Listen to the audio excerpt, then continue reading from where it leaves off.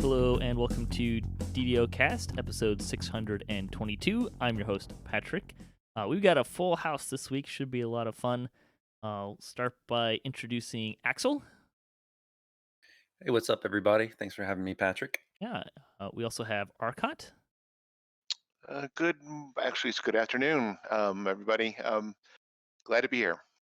And Samius Gurobo. See, it's why I always say morning, because this way it doesn't matter what time of the day it is. I can just always be wrong. So morning. It's a perspective of when you, or relative of when you wake up, right? Like, No, I No? just always say it so I don't have to know what time it is. we also have Asheras Hey, thanks for having me again. and Propane. Hello, thanks for the invite. Glad to be here. Good afternoon. Yeah, it's good to have everyone back. Start off with this week's screenshot. Eric's enjoys the first flakes of snow in Winwood Hall in the 491st screenshot of the week. Nice little screenshot of Feywild. Hey, just quick note on the screenshot of the week. You can get 500 points for getting your screenshot selected. And pro tip right now, I would say Feywild is more likely to be, because one, it's new, and two, it's stuff they'd like to promote. So, we'd like to talk about Dungeons & Dragons online nearly every weekend. You can catch us through Twitch, YouTube, the DDO forums, iTunes, or from our website at DDOCast.com. And DDOCast is hosted by CyberEars, the awesome podcast hosting network. So those are usually available within a few days of recording. The next show, there will probably be a show next weekend. It will probably not be live, because it'll probably... I expect our discussion to be at least two parts this week, and so we'll have the second part next week, and I'll probably just throw together something quick if there's any news. Questionable that there will be, given that Christmas is this week, and I don't expect there to be a lot of news on that, just because I don't expect the devs to be working half the week in general. So, but we'll probably have a show, just it'll be recorded and quick and out. But you can stay updated by following us on social media. At DDOCast on Twitter is the best place, and also DDOCast.com. We have a calendar and that kind of stuff. I have started putting the finished shows on Twitch recently, so if you listen to us on Twitch and you want to get a completed show, you should be able to get that there, as well as YouTube and our website and all that fun stuff. So, yeah, I think that covers all of that stuff that we want to get out there. That'll take us talk about game news. Oh, by the way, the discussion will be on 2020 in review. But game news, some interesting stuff this week. The first thing to note: hardcore transfers to Thelanis during the rollback window. So you may recall last week there was an unfortunate incident where they had to roll back Thelanis, and when they did that, there was a time period where some folks transferred their character from hardcore to Thelanis, and then it got rolled back. They did note on the forums, please file a ticket with support. They store all character files from transfers. They should be able to find and import your character from hardcore.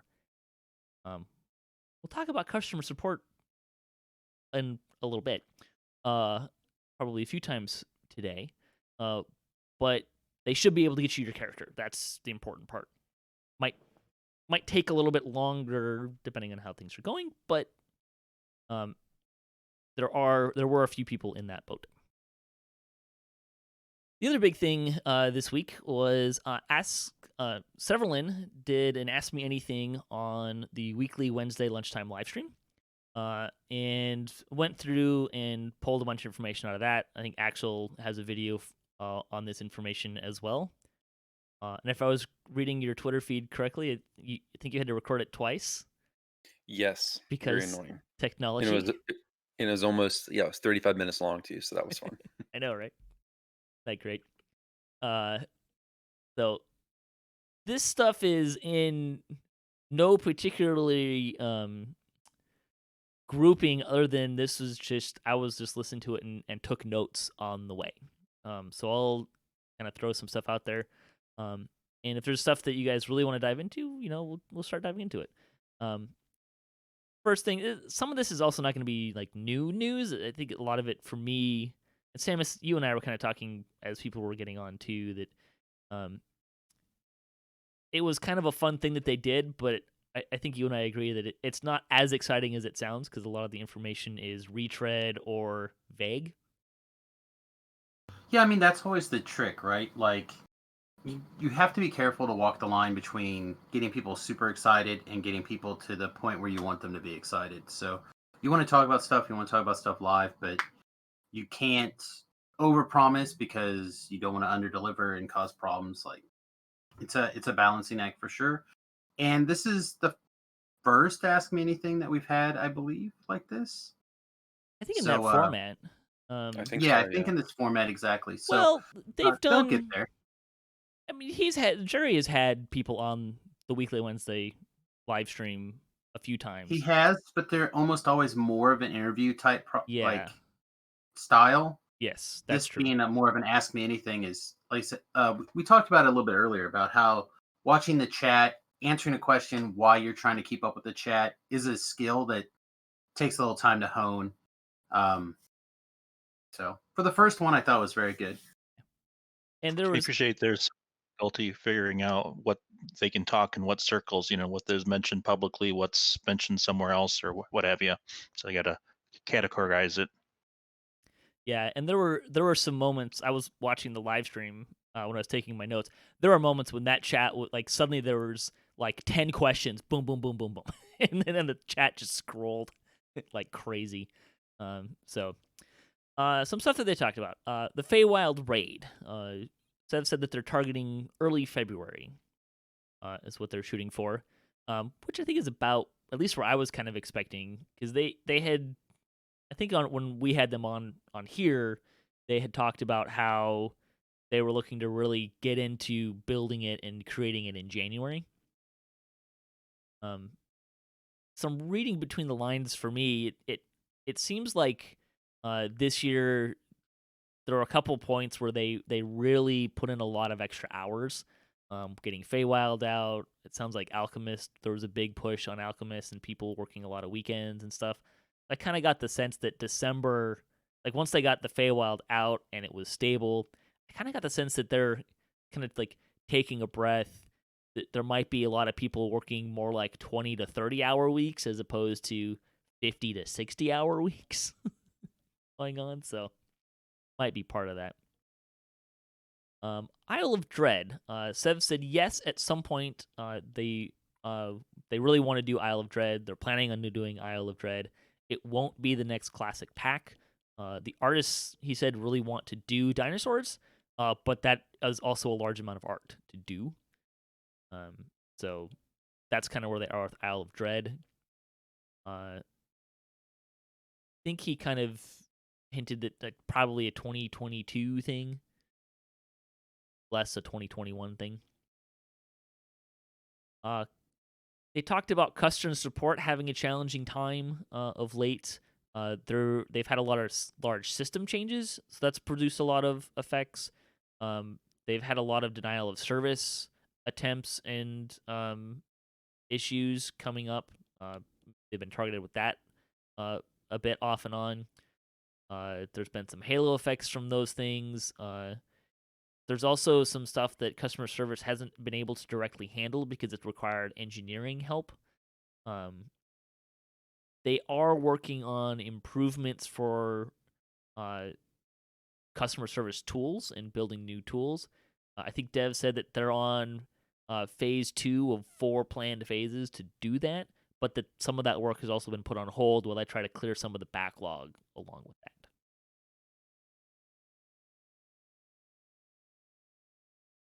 Monks.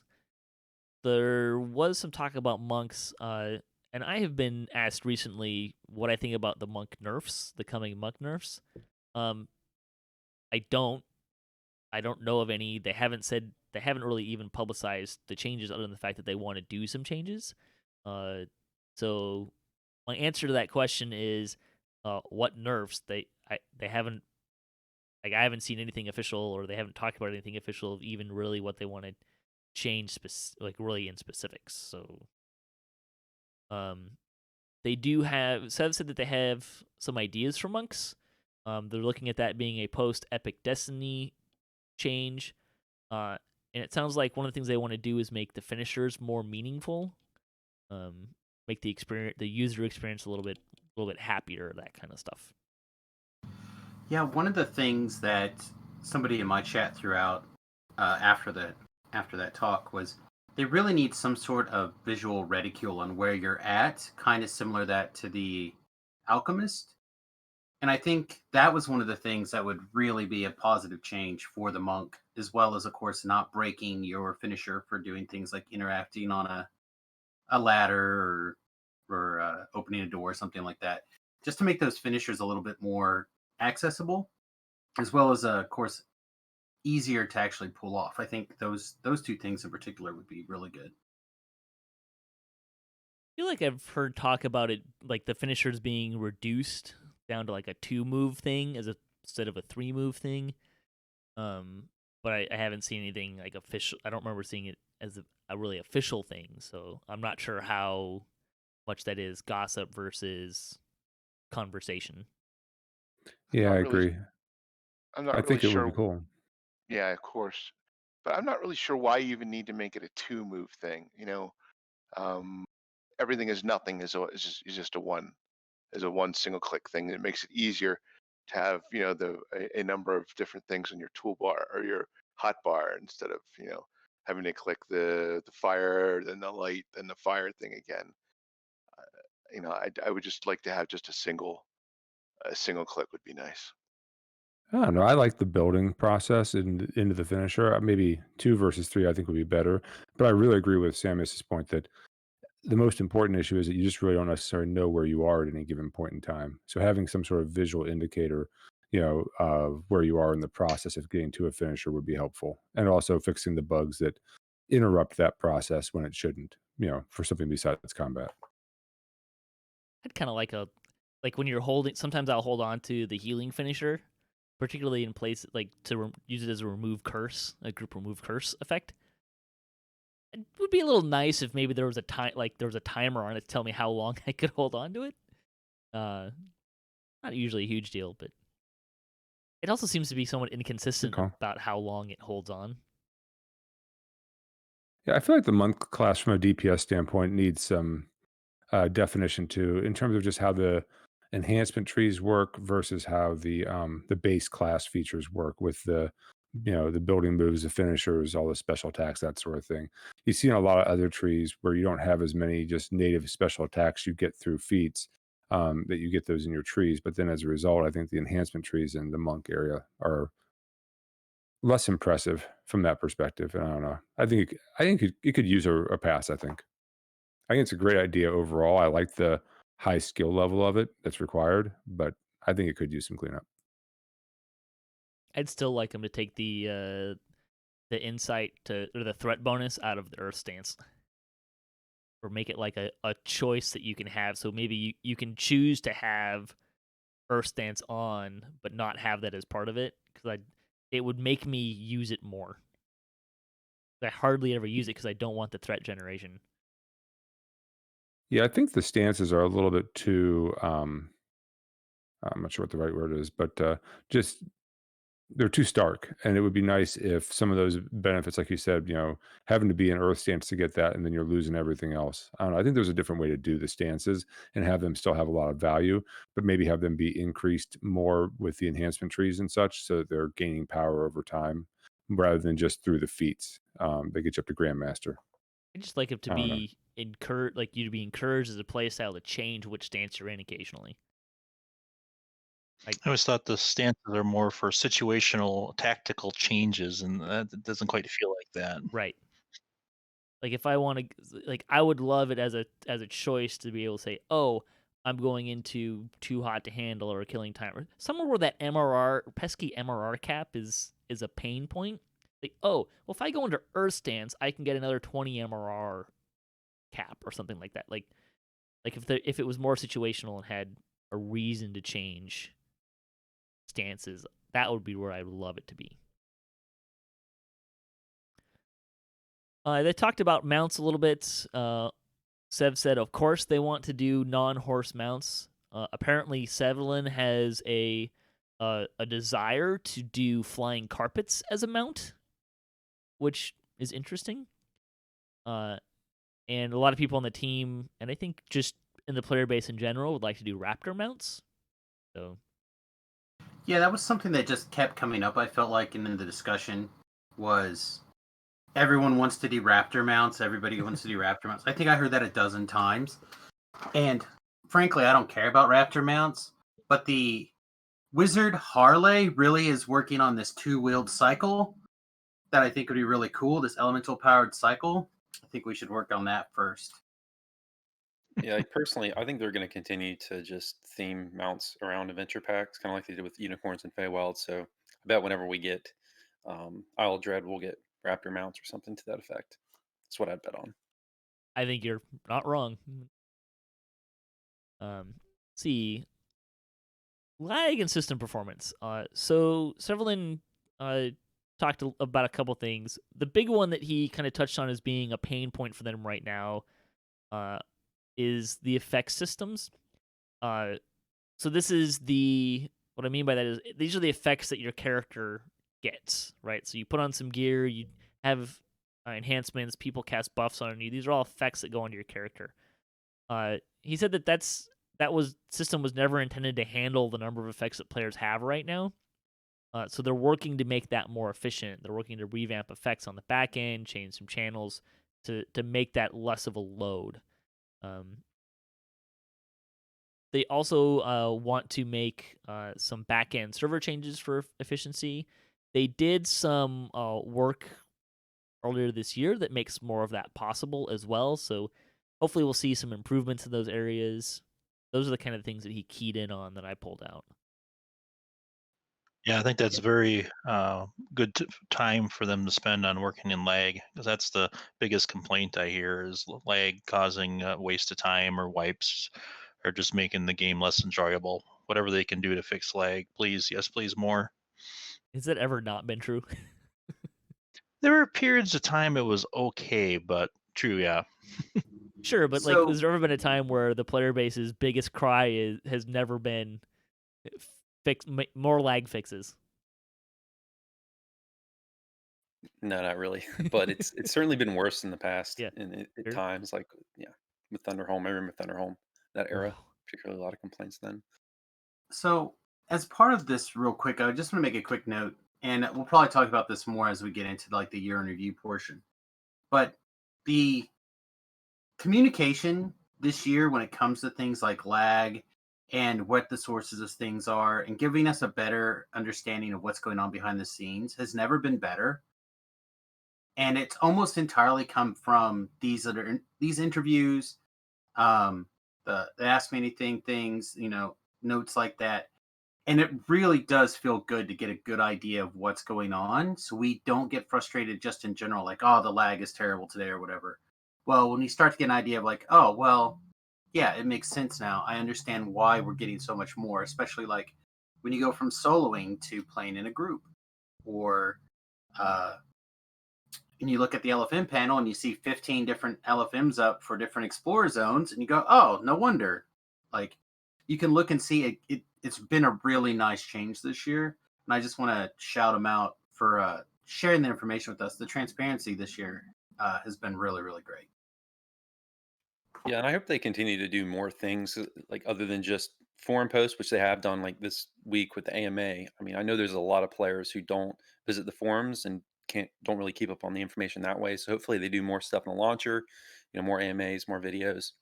Like to see that. And I know Seb mentioned something about a producer's letter possibly being a video some time back. So hope Yeah, to see more I like that. remember that. I think they also want to do more Ask Me Anything kind of stuff as well. So I think they like doing that, and they found it to be beneficial. So, Well, for example, during that AMA, I think there was like 294, viewers, what I think was the peak that I caught. yeah. which is bonkers. Like that, Jerry is obviously the #1 DDO streamer for his hour that he does it. Everybody else kind of usually caps out in the 80s at the most. So almost 3 times that definitely shows how much people are interested in that kind of format. Yeah, absolutely. They talked a little bit about the Epic Destiny Pass that's coming, but a lot of it was kind of they're excited but not ready to go into details. They are looking to fix some stuff.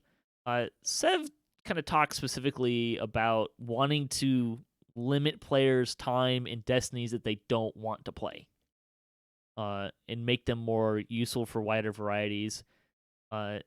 He talked about wanting to open up the flexibility. I think he kind of talked about moving towards more of an enhancement style tree system, which it is a tree system, but I kind of wondered if what he means by that is here's some points that you can spend in Epic Destinies, and you can slot and unslot and have some points spent in a couple different trees at the same time, more like the enhancement tree system. I'm not sure if that's what he meant, but that's kind of what I was wondering. Yeah, he was very vague, but that's the impression I got too. Like he wanted more flexibility. Just, I'm assuming it'll be in the form of either more twists or like regular enhancement trees where you can just spend points in multiple trees. Yeah, he did say that specifically they do still want twists to be valuable. They'll still be valuable. That's I'm not sure how a twist system works into a like if you were just to change all the Epic Destinies to enhancement tree and like you could pick 6 and spend points in like enhancement trees or True. Good 3. point. Yeah. But he did commit to that still being of value. And you could limit the number of enhancement trees, that you could actually have stuff in at any one time, and then the twists Right. could violate that rule. So I wonder how it work for. I'm just got some new characters. I'm getting to the epics for the first time, and it's such a pain starting in one quarter of the spheres, and where you really want to play is on the other side. So hopefully, they can do something to help address that a little bit too. Sounds like that's something that they want to do is like, okay, well, you're an intelligence-based wizard. You don't want to play in Grandmaster of Flowers. We get that. We want to provide support for that. Yeah, I it's just think I really hope they change that. I mean, that's one of the things that's annoyed me for a long time when running new characters. Like, I don't want to run my fighter and magister. It's just I don't. Right. I think one of the goals too is to make epic leveling more interesting. I mean, and I hope they do that because my complaint, my feedback has always been level 21, level 22, level 23 are no, yeah, level 21 because you do get a feat there, but 22 and 23 especially are very boring. Yep. 25 there's nothing going on, and then at 26 suddenly it's like every level you're getting something. I think especially for those first 5 levels, it would be very interesting to see that there is some sort of progression there that makes sense, like, where your power is building every level and you're looking forward to stuff besides gear. One of the things that I found most interesting that they talked about, someone asked a question about character-based progression versus account-based progression, and the Sev kind of took this in a direction of talking about how to help like newer players or players with less time playing with players that have a lot more experience and time and that kind of thing. He talked about something that he called leadership. This is something that I will stress is very early kind of discussions. He said that this is like 2022 or later. The idea here is that your character would be able to give power to people who join your party.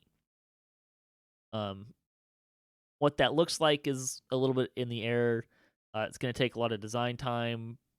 He's hoping that this will kind of encourage more of a community-based teaching system, so veterans will bring along people with less experience or less power and that kind of a thing. That's kind of that baseline. He talked about it being kind of like maybe tied in with Reaper trees and Reaper points or something like that. But again, there's not really any specifics on how this is going to work. But I thought it was interesting. I liked the idea and the interesting thing of, okay, well, you can have we can invest in something that when other players are with us, they get bonuses. So I'm going to jump in for a second because to me, it sounds great, but it sounds a lot like a fantasy that's half baked, looking for a way to fill an answer to a question that he really didn't think about too deeply, but kept like it's something that's there, it's floating around in the back of their heads, but it's so far out there that they can't even describe the idea of the fantasy that it wants to look like yet. And again, a lot of people, because immediately after I turned my stream on and we started our usual follow the noobs slash the rehashing of what was going on, and people seemed really excited about the idea of this. And I think it's an exciting idea, the idea of that, hey, I'm going to do stuff, I'm going to help you guys, we're all going to come together. It's more likely to get newer players to jump in with you to help pull everyone up together, or alts or whatever. And at the same time, it was people just kept saying, oh, it's going to be like XYZ. And I'm like, there's no way that you got any kind of useful idea of how this is going to look, because he didn't know. He had no idea. So I think a lot of people are overestimating this this right now, and you definitely need to roll things back. I also got a lot of that in the Epic Destiny comments as well, from my opinion, that it's still super early days. Don't set high expectations right now. Yeah, and it might not happen at all. I mean, anything you talked about, it could just not happen as well. They're not promises. So another thing people need to keep in mind. Yeah, the leadership thing was an interesting thing for me, but I'm not even sure it actually answered the original question. Like, it felt like something that was like 2 steps removed from the actual question that was asked. It's a little weird. Well, again, it feels like something in the line of, this is an idea that I think is really cool and exciting, and I agree it is. But when I look at this and I go, oh, this is an opportunity for me to kind of get some player support around my pet project idea. So when I start saying, hey guys, I'd like to do something like this, and the community's already excited for it, that's what it felt like to me, as opposed to, like Tobrell, for example, he came right back on and he's like, please, this, how about some way of, because a lot of people were returned back with the 2020 and the COVID and everything. So a lot of people are feeling behind, or a lot of people want to put together a couple of different alts to do things. And in my opinion, DDO is currently not alt friendly. Yeah, you can have a lot of alts and you can do a lot of stuff, but it really does put you behind the ball on your main and stuff like that. And also bringing new players in, it's also a little bit challenging. Like, we had a long conversation about gear. Gear's the easiest part to play catch up on. Yep. You have everything else to kind of worry about. And that is what a lot of people are focusing on right now. It's like, man, you know how much better it would be if the Reaper enhancement stuff was, instead of character based, it was just account based? Like, that would overnight fix a lot of these people. And I'm like, It would create other problems. Oh, I'm not disagreeing with that at all. I don't know what the solution is, but I know that it's a lot of problems with a lot of people, is the idea that you spend a lot of time working on one character, because again, that's just kind of the place the DDO is right now. And that means everybody else has complications by comparison.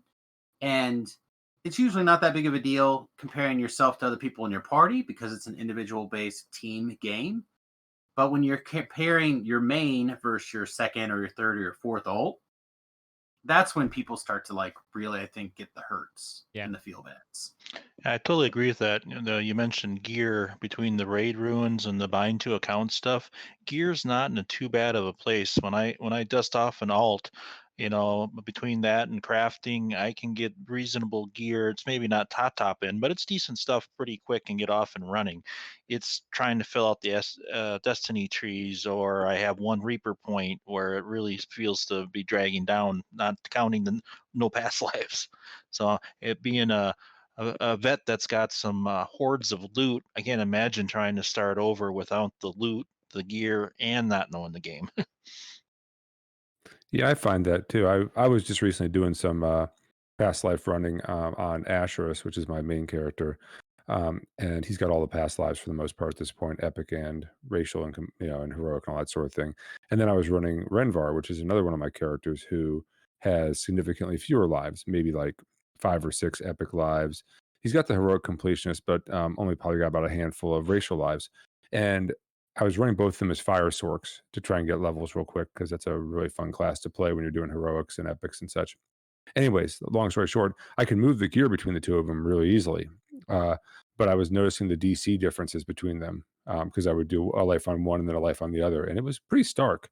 And then also just the defensive stuff too that comes from those epic past lives, and the Reaper trees too.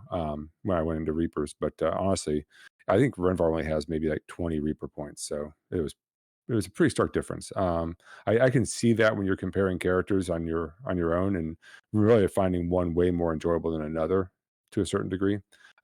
But so I'd like to see something to help that. I don't know about account sharing. To me, that kind of gets away from the basis of Dungeons and Dragons, where it's a character-based game, and each character is earning based on their own achievements. Maybe. Let's talk about bows, or at least what they talked about for bows. He did mention that bow improvements, they're targeting to come with the classic pack, which sounds like is going to be late summer, early fall time frame. So we want to get an idea of when that might be. They also talked about having a new, it sounds like a new universal enhancement tree called the Horizon Walker, which does have D&D tie-ins.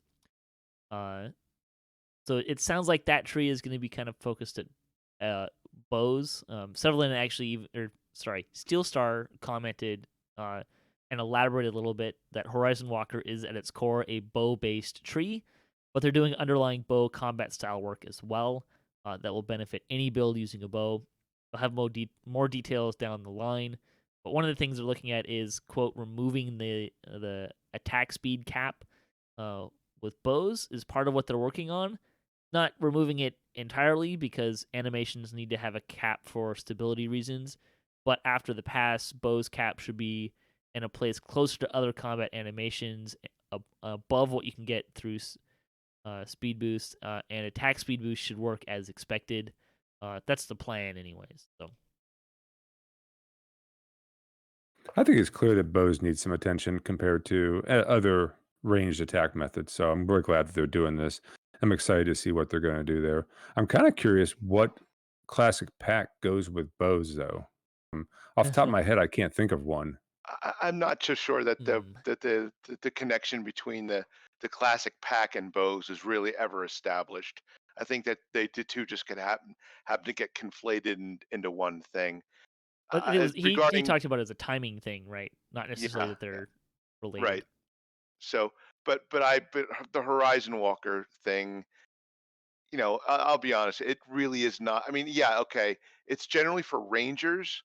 The actual class. It's really more tied to the fact that it's a prestige enhancement or prestige class for Rangers because it's got all the terrain mastery and all that sort of stuff. Or in the Horizon Walker's case, it's a mastery of the planes. So it's not really a bow and focused prestige class or enhancement tree per se.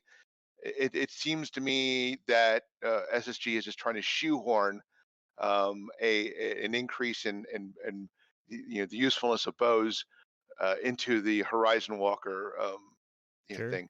It would be better if they would just try not to gussy it up the bow fixes with a new prestige enhancement or a prestige class or whatever you want to call it.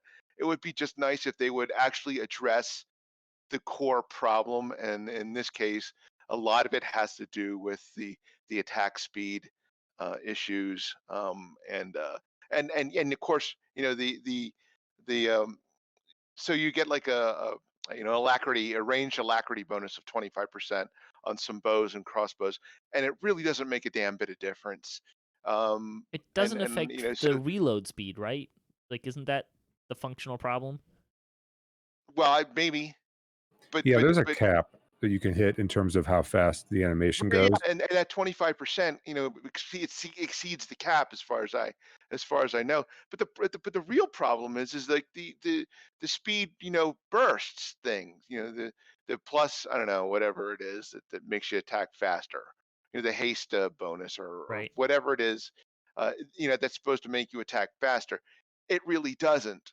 So that's a so it's the attack speed of both the alacrity bonuses on the bows, and then the bursts that you get, from a prestige enhancement or a class enhancement or something. Those are your basic things that really need to be addressed first. Yeah, to me, the problem has always been with bows that many shot is the only time when using a bow is even manageable and you're doing anything that's interesting. And it has such a long cooldown. They've always been so bursty, and their base DPS has always been so terrible. I And agree. I think I would be fine with them moving away from a less bursty and more of a sustained DPS sort of setting if that's what was necessary. And I agree with everything Arkat said. Attack speed's too low, and also damage is too low as well. I think you could get into a situation where a bow functioned more like a two-handed weapon, since, by the way, it does use two hands, and it's doing more damage per hit, or maybe bigger crits or something like that. There's ways to do this where you don't turn a bow into a just like a dagger or a shuriken or something like that from an attack speed standpoint. Uh, but when you look at end game level items, like the best shuriken you can use or the best dagger you can use at level 30, and compare it to the best bow, the BDR on them is not that different, and the crit profile is not that different. And so as a result, when the attack speed of one is what, 3 or 4 times the other, you've got a problem that needs to be fixed. Yeah, bow strength is limited to only +5 to damage, and it would is that right? Or is that one of the enhancements in one of the trees? There's heavy draw is like Heavy draw, that's it. power attack with Thank bows. you. Yeah, but it's limited to a Right. certain amount. So, that it would be nice if they could delimit that, or at least raise the limit significantly. Sure. Yeah, even if they raise the limit for the base damage, if they're trying to balance out many shot, you're shooting so many arrows, maybe you only get 50 or 75% of your stat damage during many shot, but in normal times you get 100%. Try to keep those balanced. Or that's the So balancing issue at the moment, but possible. the challenge with ranged combat in general always comes back down to the fact that you're inherently removed away from the danger.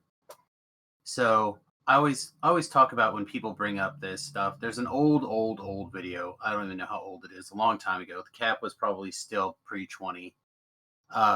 Where a group of like level 1 rangers went and did elite waterworks, which doesn't seem like that big of a deal. But again, you're talking about years ago, right? And just the sheer fact that they were ranged individuals, they were all ranged. They had a really good coordination. They were able to just mow down everything without any kind of danger right away from the very beginning. So if you take that aspect and you move it into epics and high level reapers and stuff like that, there was definitely a time when you didn't want to play a melee in Reaper, right? Now we've kind of got to the space where melee's good in Reaper again and survivable, and that's kind of at a happy point, but that puts ranged on the wane. So it's going to be really difficult to refine this balancing point, and I think a lot of people just look at this and they're like, well, we just got to make them better. I don't disagree that there are definitely weaknesses in it, but you also got to keep in mind that the second you cross the line with a ranged weapon being too good, like that, it'll become everything, and then all of a sudden every other class will just be trash again by comparison. So it's a really fine line when it comes to ranged attacking. As things get a bit more advanced. I want to move I'd on agree with you on that. to the next stuff though, so we're not here too long. There'll be plenty of time to talk about bows when they start giving us more details. Talked a little bit about inventory. They want to make character inventory more like account storage. The holdup is UI. They don't want the experience to be worse, which was actually an issue. They had some stuff planned. I don't know, what was it, like a year and a half ago, to change storage, but the people really didn't like the UI when they got to play with it. He talked about cosmetics. Bags are harder because of how cosmetics are created and exist. They're like this special snowflake of an item, I guess. That's their excuse that they always run with. We know how to track. We know how to track what a bloody cosmetic item is. Stop with that nonsense. Just say that you don't want to do it. Yeah, they've got to figure something out for cosmetics. I mean, it's just ridiculous. And I mean, it cuts off, I think, for them a revenue possibility. If Sure. I mean, I know I would buy more cosmetics if there was a place to put them. Yeah, I agree. I agree 100%. I love cosmetics, and I'm frustrated by how much inventory space they take up. I've got a couple characters I haven't turned in the most recent packs Right. At least they quickie, made just those because like it's bound had to a bunch of account stuff. though. Yeah, I agree. So you can just roll up a new tune to get a cosmetic if you need it. But yeah, it's Oh, sure. And then you go ahead and have to pay 995 points for the new slot. No, fix the damn. Get us a bag for cosmetics. Sure. Just Or just why just why get can't off they your do butt and do it. why can't they Crying go out to a loud. different tab like pets do? You know, just have like a cosmetics tab. I don't know. There's I'm sure there's ways to solve the problem. Also, can we separate head from face with cosmetics? That's kind of I'd like that too. That'd be great. Yeah, because I can't have my cool eyes on if I'm going to wear a Oh yeah, helm. Yeah. absolutely. No, I agree. Spell component bags. The hold up there is still a technical issue. More We're nonsense. using ingredients from the bag to cast from. Yeah, I mean So they've been saying that for what, 10 years? yeah, so the solution is easy. I've explained it to them numerous times in numerous places. You have a bag. The bag, when you open it and put items into it, it creates an invisible inventory item that doesn't exist on your character sheet that matches. Then when you close the bag and you play, it eats those items. When you reopen the bag, it checks and subtracts. It's very simple to do. It would take them like less than a week and they would be done. And it would make everybody happy. They don't want to for whatever reason. It's the same lack of imagination to fix the problem. Guilds. Severlin did say that they still want guilds to have more things to put on their ships because those of us with the big ship don't have a. There's empty spots still for what, 3, 4, 5 years at this point. He did like the idea of having DPS kobolds as one of the perks, which I know I've had conversations with people that really like that idea as well. So, But they've been talking about DPS kobolds ever since they put the DPS kobolds in Lamani. I mean, that's been years. the devs have. No, we have. We've been yeah, asking yeah. for that for years. Sure. Yep. There's no shortage of ideas, right? That's racial variants are not dead. Severlin does still want to give players more options for their avatars without removing the current ones. So if you like what you have right now, you can keep it, but he does want to get more options. He talked a little bit about someone asked about server merges, and he kind of again is deferring to less doing a server merge, which causes name clashing and guild merging problems, and more towards a mega server concept, but that uses the resources that are tightest for them right now. Which I think he identified the tighter resources being engineering and to a lesser extent art. I think were the ones that he kind of pegged as the place where they're the tightest on. Yeah, I don't think it's ever going to happen at this point. Server merge. I think he's just saying that to, I guess, get players hope. But I think at this point it's going to be too expensive and for them and too risky. I don't think it's going to happen, but I hope I'm proven wrong. EG7 could turn out to be a big sugar daddy for us. You know, it could happen. True. I guess I still just don't understand the idea behind it. What, the merge or the mega server? A mega server. I guess I just don't get it. I feel like if we spent the same amount of time and energy growing our own servers that we did to try to take the number of people that we have and squish them together to one place, I feel like we would be just as happy in the long run. Uh, I think part of it, there's so much more content now that you're spreading that player base over a wider content. If I want to run a level 7 to 9 quest, how many people are on at that same time in the one server that want to run that? Right. Sure, and that is a problem that should be addressed instead, in my opinion, because how many people are like continuously on the TR train, and a lot of their friends and the people that they want to play with are locked in at a different point in the game. There needs to just be a way to allow you to be able to play with your friends regardless of the level and still get fun and enjoyment out of the content that you're running together. That is the way to address this problem in my mind. Yeah, that epics, they kind of have that the level range isn't as tight. Between Right. 20 and 28 or 25 and 30, you got a little forgiveness there, but the heroics, that's really tough. The current content. Someone asked a question about having more role playing opportunities in the game. Sev said that the current content team likes that. So this is kind of the skill based stuff in dialogue boxes in Feywild, as an example. So we probably get more of those. He did talk a little bit more about different avatar models. Some of the things he mentioned are new drow looks, Dorger, metallic dragonborn are all things that are in conversation, but there's nothing like actually moving in them. They're just kind of conversations at this point. He did mention that he'd like to have more cosmetics for animal forms, which is more again goes back to an art pinch point. He said maybe with Isle of Dread they'll have some stuff on that. And he also mentioned that Warforged are apparently a special snowflake for the special snowflakes that are cosmetics and have to be done on their own, which is why they get a little bit less love comparatively.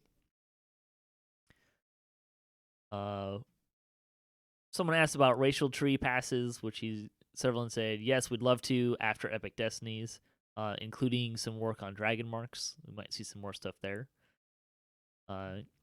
Hardcore, he said that due to feedback, they're putting more time between seasons.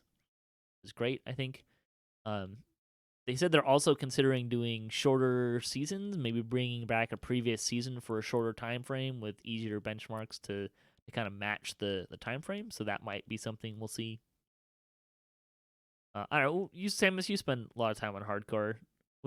How would you feel about a 1 month revisit of a season? I think that's fine as long as there's a small enough graphical tweak that people who took the time to do it the first time around don't feel completely disadvantaged. Sure. I know you and I have argued several times about like the bloody footprints, for example. Right. And I think don't put out bloody footprints, but put out muddy footprints, put out acid footprints, put out fire footprints. Like I have no problem with stuff like that. Just make a variation.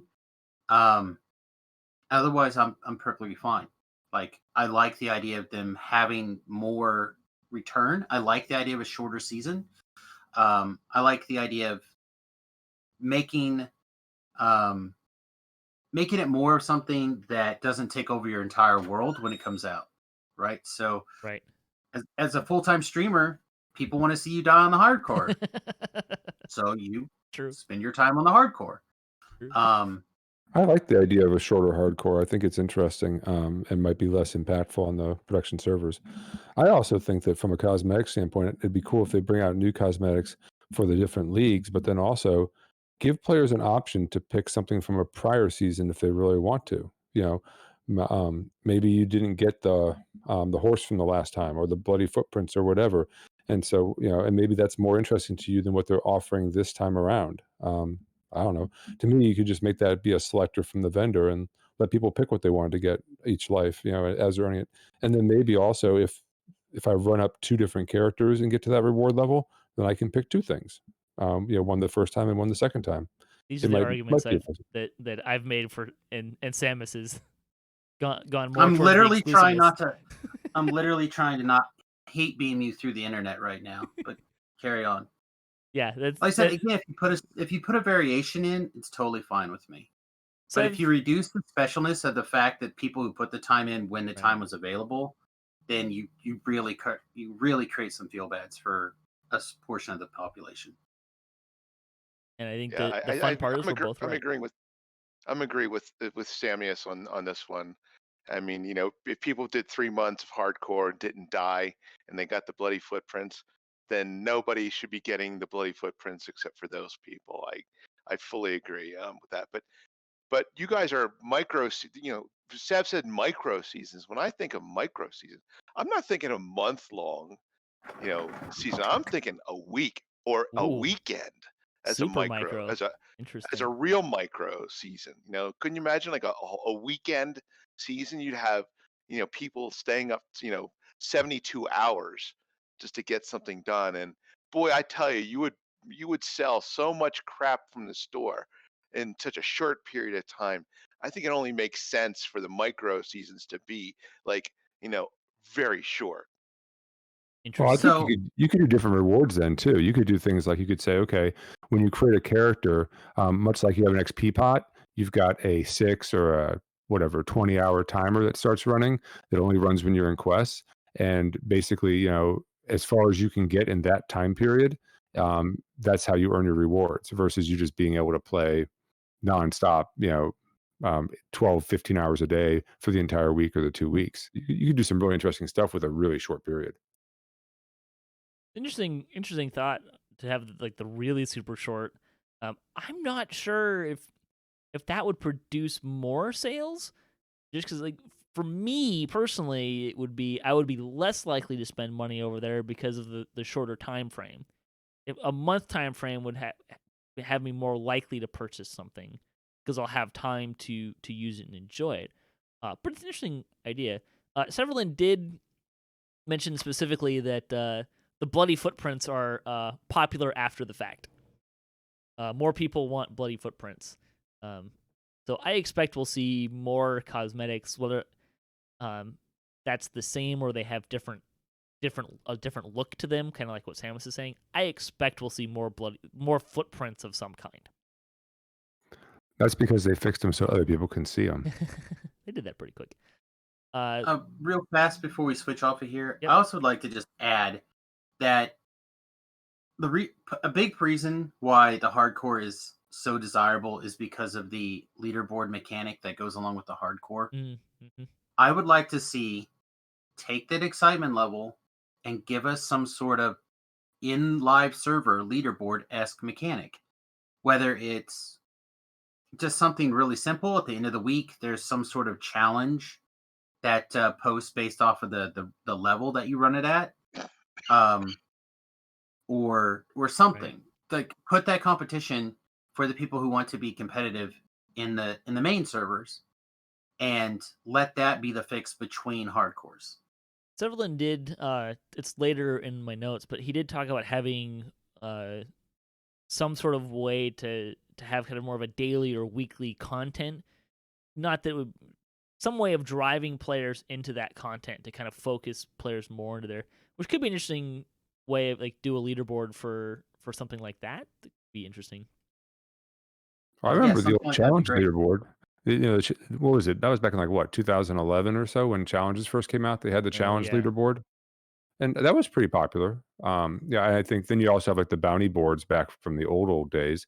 You could definitely do something where you're offering bounties, or extra rewards or something like that in certain areas. Right now, they do things where they say, "Hey, you get double remnants everywhere, or you get extra XP everywhere." But I'm sure they have the tech to be able to say, "Hey, you get double XP or double Reaper XP in slave lords or something." I don't know. Just pick a pack or pick a I group don't of know if they packs. do. It'd be interesting if they did. But If they did, I mean, if they want to drive people towards content that maybe isn't as popular, I mean, now they gave away all the content for free. Maybe that's not as big of a deal, but yeah. Moving on, talked about the Reaper system. Severlin said that they'll probably be revamping it at some point. Probably make it part of the leadership system if they go that direction. And he did say they'd like to add more cosmetics to the system. I think he kind of referenced specifically players that are getting up there in the Reaper points and need more want more rewards for that. Because currently you stop getting, other than the points, you stop getting rewards at 75 points. So we might see some more cosmetics in that system. Again, art is a constraining factor. We talked a little bit about the TR cache, that they'd love to revamp the TR cache and how it's used. but they don't want to affect players that are using it as a normal storage mechanic. We'll see how far that goes. Everybody's favorite system that didn't get thought through. Yeah. It feels like it was a bad. tack-on thing, right? Like, oh, we need to figure out what we're gonna do with people's items, and if they can't wear it, then it's gonna be like they're not gonna have any storage, so they have to do something with it in the interim. Yep, it's just another system that they didn't think all the way through when they put it together. It's fine. The scroll seal and shard system. He did mention that some of the designers want to revamp that specifically. And he kind of talked a little bit about what that might look like, which is basically the same thing we've already heard: is do a pass on the packs and the items and smooth them over and touch the loot, and then kind of work from there. There is talk about he did say that they would love to do more Ravenloft and Feywild content. The question they have to answer first is, does that new stuff require the expansion pack or not to access it? So that's something they have to figure out. Yep. There, it's done. Yes, require it. Yep, require it. It's $40. I think it was even on sale recently, wasn't it? Like, not on sale, but like part of the Christmas. Ravenloft is on Ravenloft's sale on for 50% until next year. Require I the think. pack. It's $40. Go get it. I don't think they will require the pack. I don't think they did for the Soul Splitter. Am I correct there? They also had an area where you could go, like I think Menace that's the what they'll do. Underdark and Sharn have, like, those areas are public. You look at Ravenloft and Feywild, the public area is through the wilderness area, which you need the pack for to get there. So Yeah, I think they'll just create a new public area and not require it. possibly. Yeah, they'll figure it out. They'll figure out a way to make it a public area that's accessible. No, I say don't do it. I'm with you. Make people buy it. They like to eat their company, even if they redid the pricing when they came out. Make them get a couple bucks for it. You can just do a bundle too. Help keep the server on. Other things quickly that Severlin mentioned. He did say that they want to increase dev communication, particularly with like doing more of like this stuff. He mentioned that this year has been tough with people working from home and balancing work and life, or work and home life. Balance is trickier when it's occupying the same space. That's something that they want to do more. As far as 2021 goes, basically said that the big classic pack they're looking at mid-year. Severlin really wants to get 4K support going. The choke point is at engineering and with art redoing the icons for that content, or for that. And the last thing was monster manuals. He thinks that they're actually working on one now, so we should get one next year, maybe two. Which is great. It's been a while since we had one of those. I just think real fast before we move out of this, the 4K support is something that I've harped on for a long time. This is the linchpin on the future of DDO. As soon as the 4K stuff has reached the point, and we're right at that point now, where people are upgrading their machines and their desktops and stuff with 4K, when that critical point happens, DDO has to be there. They should have been working on this before, and if they don't get it done yesterday, there's going to be the point where people are going to switch to a different MMO because they bought new equipment, they want to use the new equipment, and their favorite game doesn't support it.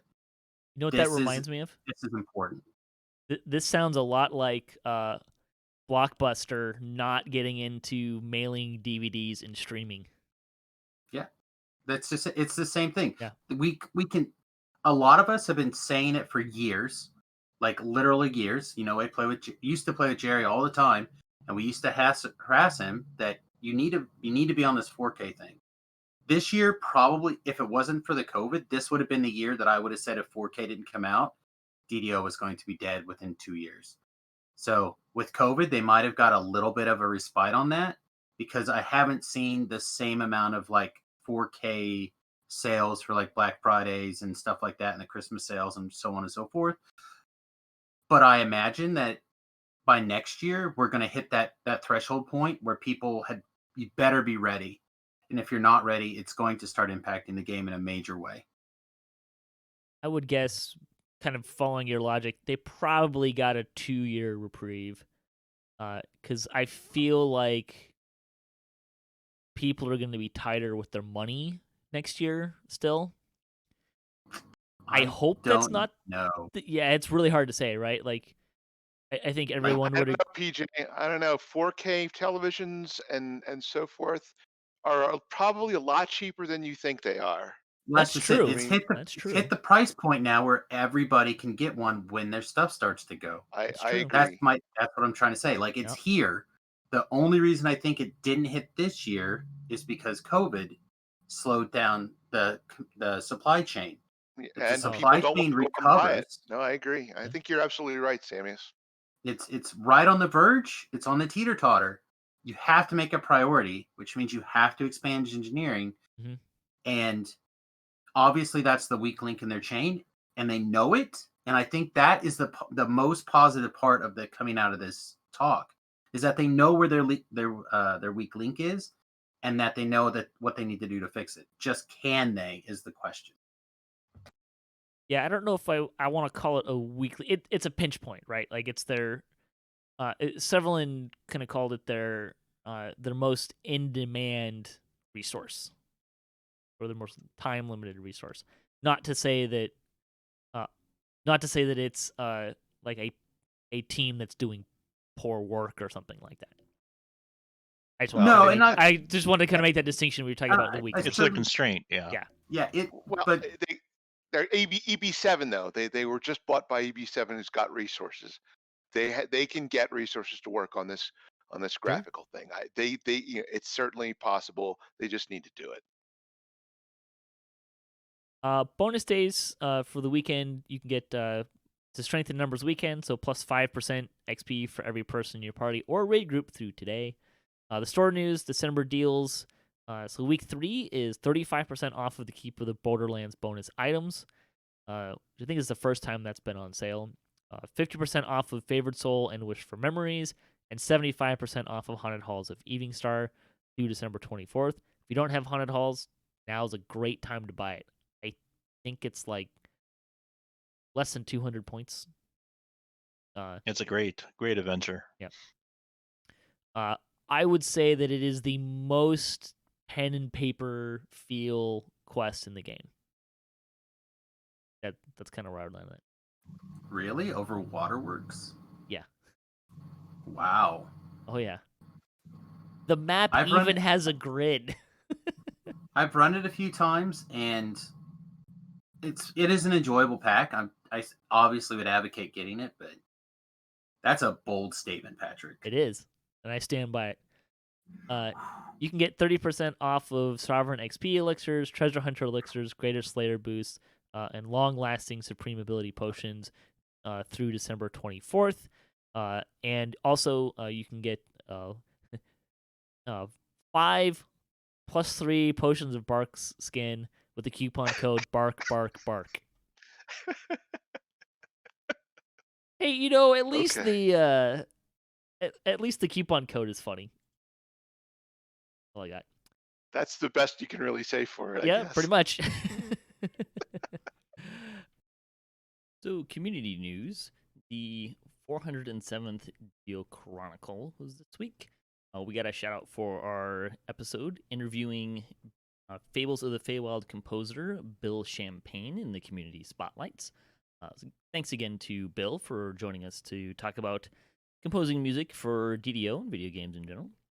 The guild for the week, there isn't one. They're looking for more guilds. So if you are looking for new people to join your guild, send an email with your guild name, server, and a bit about your group to ddo@standingstonegames.com with the subject line Guild Hall to get your guild featured. The comment for the week, which festival cookie would taste the best? I don't think of them as having different tastes, honestly. Like, they all look like they're the same. I always think of them as just Christmas cookies with the frosting being slightly different. I don't know that they would taste any different from each other. Fan site news, DDO Players News counts numbers, so you can check out their newest episode. They looked at the EG7 purchase of Staying Some Games, Daybreak, that whole grouping.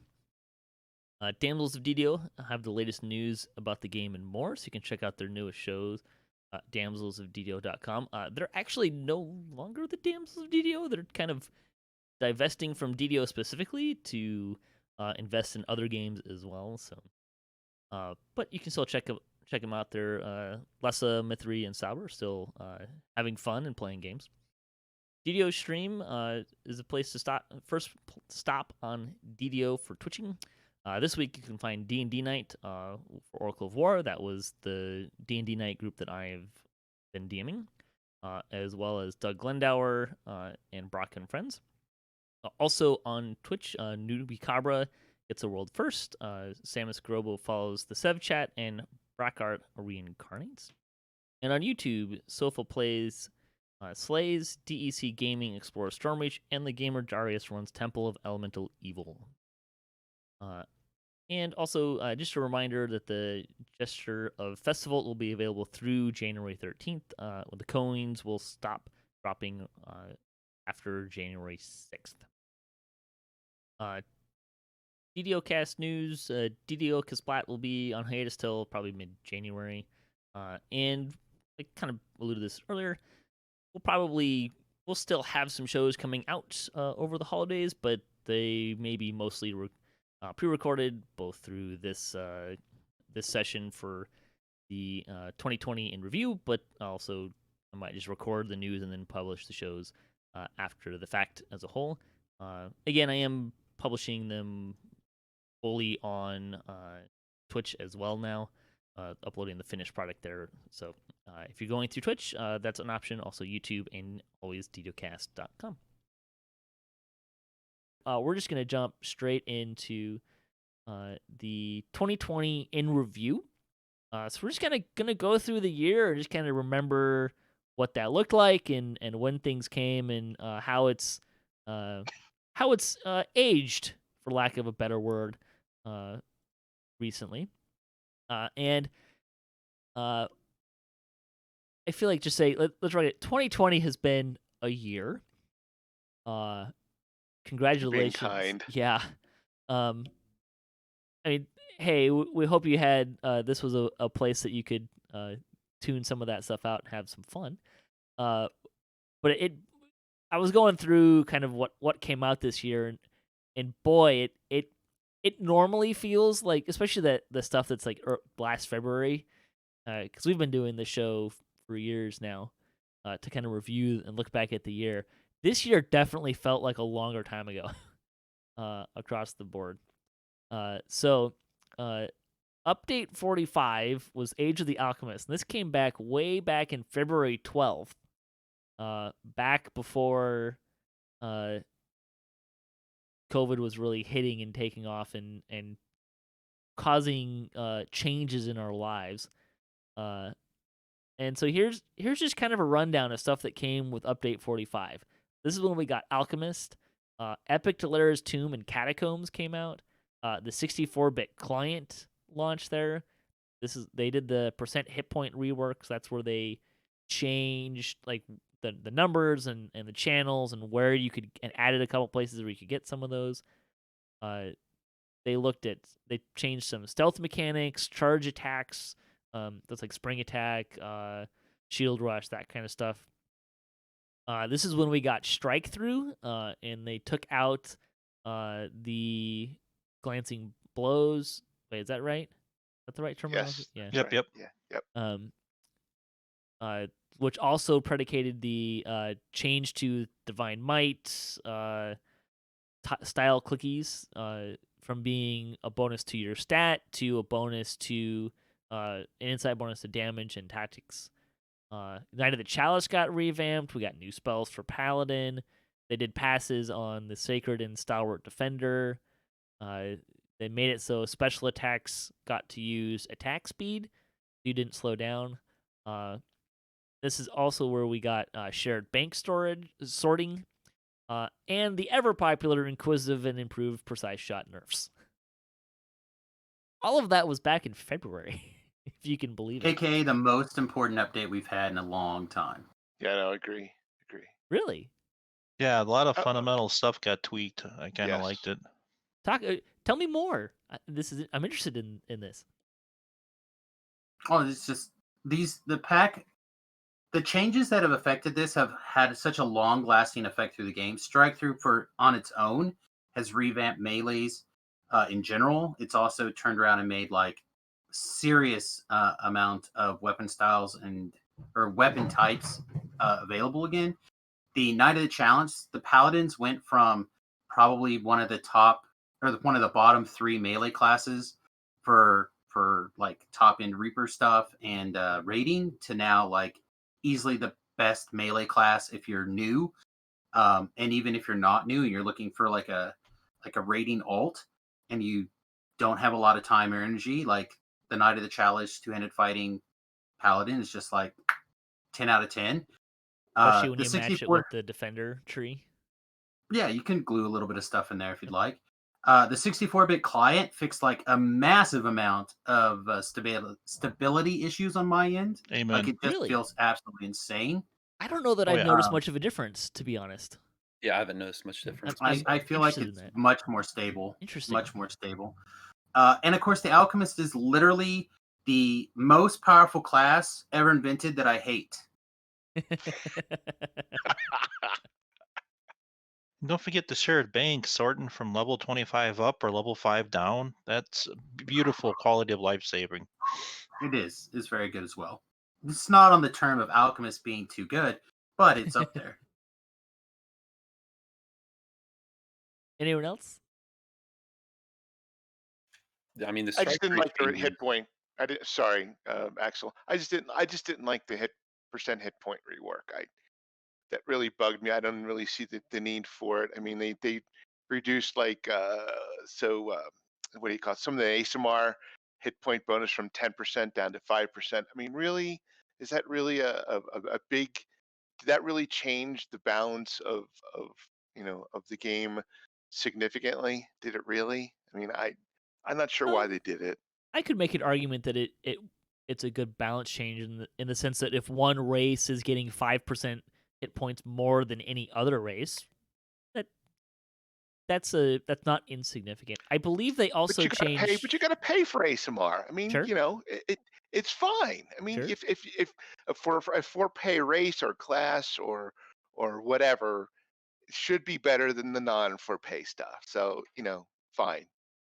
And an argument can be Yeah, made that if you're comparing the paid race versus not paid race in that vein, Dwarf gets more hit points, and they get their percent hit point earlier than that rate than ASMR or Blade Forged or Shifter, Razor Class Shifter. So your paid for race or ASMR should be better than a dwarf. yeah. Someone I was just gonna say, someone who's stuck with a two-handed fighting character for years on my main character. It was so great to finally see them get some love. I mean, the strike through change alone on my character really put me up on entire difficulty. I mean, in terms of how much better it made my character, Is in it terms of what I can solo. is that a character that's a divine as well? Yeah, two-handed fighting melee cleric So is what I how typically did stick you find the divine might change? I wasn't using it because I don't really use War Priest at all. Oh, It's okay. better off just using Falconry, honestly, on a melee cleric, in my opinion. Yeah, the divine might caused me to do a little re-gearing, so I went from insightful damage to insightful whatever. So it was a little annoying at the time, but really, I think I have to look at all my characters in my stable. I think I probably turned out a little better in some of them. I haven't heard anyone talk about Epic Delaras and Catacombs and the changes there. I will say flat out, like I love the changes they made in Delaras Tomb Part 2, so that the that one door comes up faster now, and you don't need like the lever section is a puzzle now as opposed to you need two people. But I I I enjoy that they made it epic and it's there, but I'm really not running it in epics. No. Yeah, and I'm not either. And honestly, I don't. I want to know why they chose catacombs because I don't know. Was anyone really wanting to see catacombs get that treatment? I mean, I've seen a lot of other. I think there's a lot of other packs like Amrath or Reaver's Reach that I think they should pick before that. And then Sure. Delira's is cool. I mean, Delira's is a with Gary Gygax narrating and all that, it's a well-loved pack, but it has problems where you can't join halfway through, and I think that causes people to not want to run it. Which is also true of As much. Catacombs. Yeah, true, true. I kind of wonder if Catacombs was partly a player experience thing, um, and it might even have been a little bit of a fallout from hardcore because players probably ended up running Catacombs fairly frequently, especially if you're going for favor. There's a lot of favor there, and if you die, you have to restart. I think part of it was they wanted to make the experience of Catacombs a little better, so you didn't have to run up to Dryden every time. But that might I hear have your played a plug little bit. for I hear your plug for Reaver's Reach. It's a beautiful area that I don't think anybody ever even thinks to go into hardly for maybe a couple quick explorers and out. Yeah, that's my I used opinion. I used to That do should it be every around life. they do next. I used to do it every life. It feels good. I've actually been, again, for those of you who don't watch the stream, twitch.tv/Samius Gurobo, I've recently moved into iconic lives, which means I have to do epics for the first time in a long time. And I've actually been doing Deliras and Catacombs as part of, at least on one of the run-ups. So like, to me, it makes a lot of sense to have that stuff in there, just a little bit of variety. I think when I'm doing non-wizard stuff, it'll be a lot nicer to run that stuff. Like Yeah.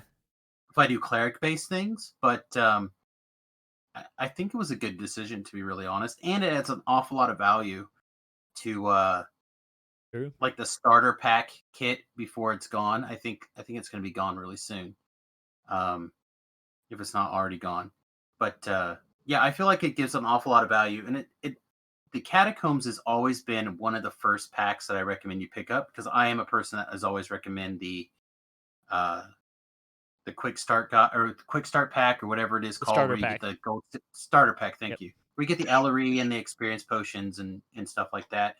So it's always where I've recommended things. So now people who transition that they just started playing, they're doing stuff. They're like, hey, what should I get? I said, hey, you should get this. And then they get to epics and they're like, hey, well, I don't know any of this epic content. Bam, I know Catacombs. At least I can start with that and start going. So I like Catacombs in particular being epic. Delirious, I don't know how much of that really mattered, but Catacombs is great. I feel like I've just Catacombs run fit in nice. Catacombs and Delares. Sorry, Patrick. I've just run Catacombs and Delares teams so many times. I don't Sure. ever care if I ever step foot in either of those ever again. I mean, I ran them on Epic just to see what they were like, but if I never ever see them again, I won't miss them. We did it for DDOCast, I think. Right. Exactly. Yeah. I think they fit into a nice level range for content there. And if you're looking for alternatives, it works pretty good. But I think I find myself falling into one of two places with Delaire's Tomb, Epic Delaire's and Epic Catacombs is either I'm looking for I'm blowing past them so fast that using Slayers or some places that I go to, like Vaughn's I go to because the favor is relevant in the bank favor and is a need and stuff like that. Or I'm going for the sagas from Evening Star, so I end up focusing on the saga content and missing it because I don't need the XP for that reason. Anyway, so that's update 45, which was by far the biggest update of the year in terms of stuff that we got. Yeah. It also sets the bar for the pre-work at home era of DDO. It's true. Right? Like after this is where things start the COVID starts having a little bit more of effect. People transitioning from working in the office to working from home. So I think that's part of the reason this was like the real capstone of the year so far. Definitely, in my opinion, the high part. And after having this content at update 45 and seeing everything that was happening and everything that was being changed, I also was like, this is going to be the banger year, right? This is going to be the DDO year. Like the watermark first out of the gate was bam, so high. So I think that's an important thing to keep in mind as we start trickling through 46, 47, 48. Yeah. There's also, I think it's important to note, we'll talk about hardcore later. There was definitely a push to make a lot of those changes in between hardcore seasons. And we got season 2 pretty much right after this. And season 3 came out like a month after, or a month and a half after season 2 wrapped up. There wasn't really a window to make that many changes again for a while. Because hardcore, between hardcore season 2 and season 3, we had 6 months of hardcore between update, between update 45, which came out early February, and hardcore season 3 wrapped October, right? I think so. Most of that time there was a hardcore season running. And the hardcore, we didn't talk about this also, but I think we should also mention that even though allegedly the successes on hardcore server did not directly impact changes, it clearly did behind the scenes. So the reason, in my opinion, why Inquisitive and improved Precise Shot got the nerf that it did, which was definitely the low point of that update, was directly related to the success that those characters were having on Hardcore Season 1. There's probably some truth there, yeah. And that's, I think, part of the reason when we're starting to see changes coming up through the rest of the year, I think we're going to look at direct results of Hardcore Season 2 and potentially changes because of Hardcore Season 3. Some of those, though, were bet for the good, too. Like, it wasn't all negative changes. Well, one thing that bothers me, though, is that the devs on numerous occasions says they would not balance around hardcore. And that's precisely what they did. Yeah. I'm not gonna say this to disagree with you. I think they would probably try to make a distinction of they weren't trying to balance around hardcore, but hardcore also brought some things to light. It shined a light on some issues. Exactly. It was the biggest data access point that we've ever had in DDO. And so you couldn't overlook that data.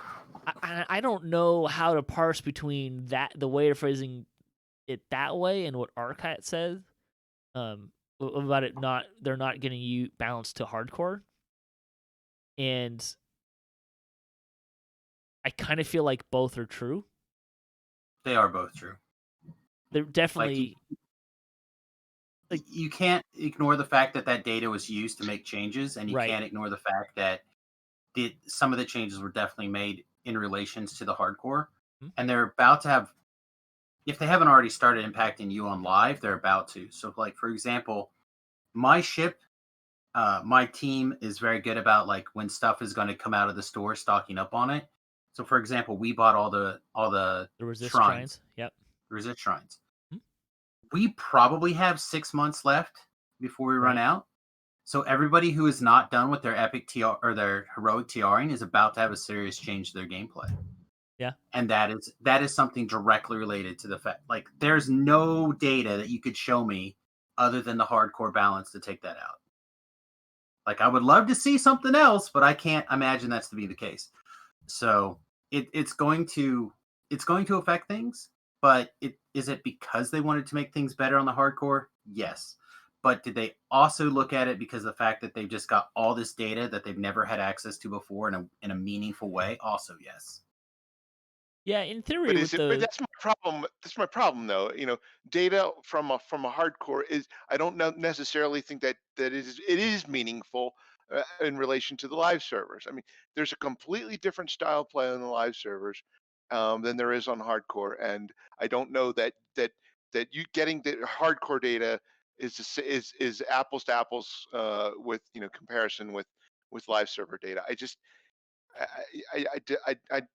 think they're the way that they think about things and apply things is flawed, and I wish they would just stop doing it.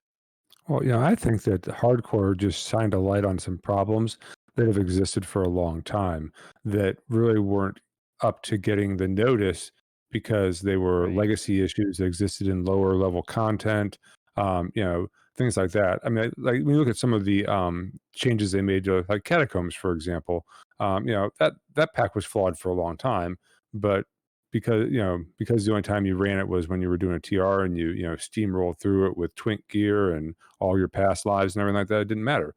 But now when you're running it differently on a first life character, you're experiencing some of these problems, and these problems should have been fixed a long time ago. But just the nature of a game that uses TRing as one of the major grind components is that older content ends up having problems over time, and so they needed to fix some of this stuff. I think that the hardcore thing just gave more people running through it noticing the problems, especially when you're in a situation where you're gonna, when you die, that character's over.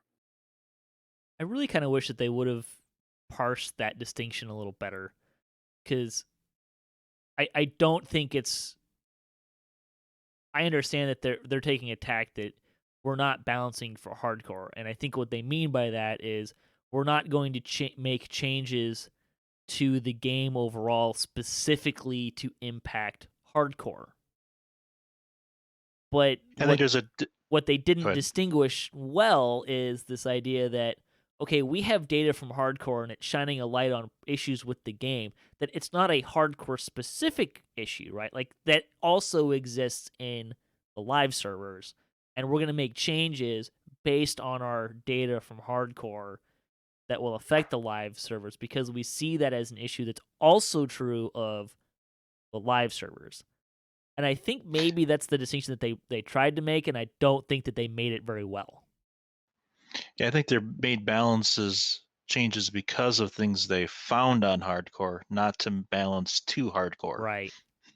Which is a similar distinction that I think that they try to make with Reaper mode, right? Like they say that we're not balancing to Reaper mode, but clearly we get changes that are made that are because of Reaper mode, right? But I feel like that's a communication that they really haven't done well, to say that this is going to impact the game, but what we're trying to say is we're not making changes that only affect that. But I don't know how well they're. It would be Yeah. helpful if they actually had somebody who's much more,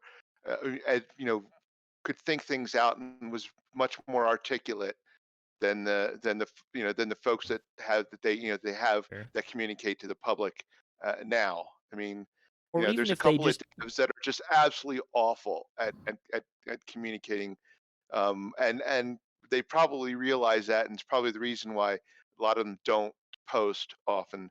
But there are devs that do post, and sometimes I just shake my head when I see some of the things that they say. Yeah, Let's communication is tricky. Well, communication is its own thing, but let's not think that let's never assume that anything that SSG now and Turbine before has ever been good at, like they've been good at thinking through things, because they've never been good at that. They're good No, at they coming up with haven't. really good stuff and implementing the stuff nicely. But they don't think through things in advance very well. Well, then I'm sure and I'm sure they probably recognize that, but yet they still, don't do anything about it. I mean, for goodness I sakes. feel like I think it's like being lost in the forest because you're busy looking at a tree. Yeah, for sure. I absolutely And agree. they just don't realize that they're not good at thinking through those problems. It's the same thing like when they complain that they can't figure out how to make this kind of bag or this kind of bag. And then somebody like myself who literally spent 20 years thinking through problems, and you're like, oh, it's like this. And you rattle off how to do it, and they just ignore you. Sure. And that's, or they steal your idea and they give you no credit. Both of those things have been true. But you just, they need that architect mindset to come in and help them with some things. And I don't think that they're at the point where they're ready to have that. And I don't think that's the thing that's going to hold them back long term. No, I agree. I agree. I think that we can't harp on them too bad because it's historically an issue. You just have to throw it in the pile of stuff that they're not good at and move on because. In other words, take everything they say with a huge grain of salt. Also that. My question is, would you rather they just said, hey, we said that we weren't going to make changes based on hardcore, and now we're going to and we decided that we need to make this change based on hardcore because it's true of live servers as well? If they were transparent and would say, yes, hey, listen, we know what we said before, but we screwed up and we weren't thinking it through, and this is why. If they would just eat their frickin' egos and say, listen, we screwed up and we're sorry, and if they would explain it to us and treat us like we were adults, which like the vast majority of people who play this game are, if they would just treat us like adults, I think it'd be better. Also, I don't know. I don't think we treated them as adults I agree. sometimes too. It goes the other way too, Patrick. You're absolutely right. There are people out there who will just bite their heads off just because it makes them feel better. And it's not cool. The way that it works in reverse is also not cool. You're right. You're absolutely right. At the end of the day, gameplay will change online. It says right on the box. So like to me, that's not a problem. If they want to change it, they can do that. I have no problem with it. I'll support them either way. It's just when we look at it and we become upset, we just need to go, hey, you know what? This is you can voice your anger or whatever as long as you do it in a respectful and useful way, and then move on. Sure. Which is why I'm still playing the game after 15 years. Me too. Speaking of moving on, we're going to wrap up this week. If you're listening live, we'll keep going for a little bit. But we're going to close out this week's show and have part 2 of Update 2020 in review next week.